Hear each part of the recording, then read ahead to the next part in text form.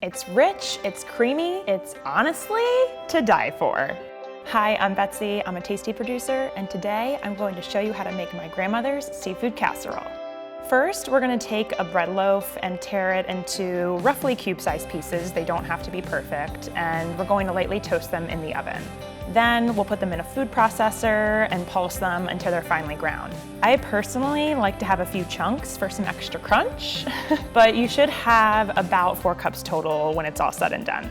A lot of people have different names for their grandparents. I called my grandmother Gammy, and she's someone who is so near and dear to my heart. She was known in our family as the Casserole Queen.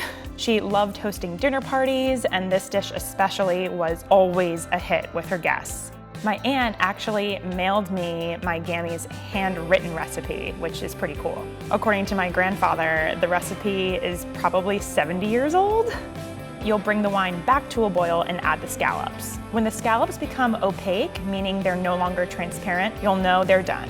Some of my favorite memories of my Gammy involve food. I think that's one of the reasons why I love to cook. I think she kind of helped spark my curiosity for it.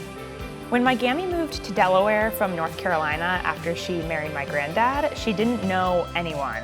With 3 kids, she actually went back to college at night to get her degree in special ed, which was a fairly new field of study in the 60s, and then she became a special education teacher. She actually never lost her Southern accent either, even though she lived in Delaware for like 70 years.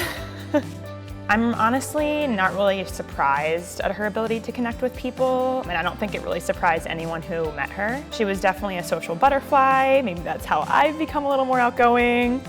Even though she's no longer with us here on Earth, being able to cook her own recipes definitely makes me stay connected to her. I hope she'd be proud to see how far my culinary skills have come. Oh God, and now I'm getting all emotional.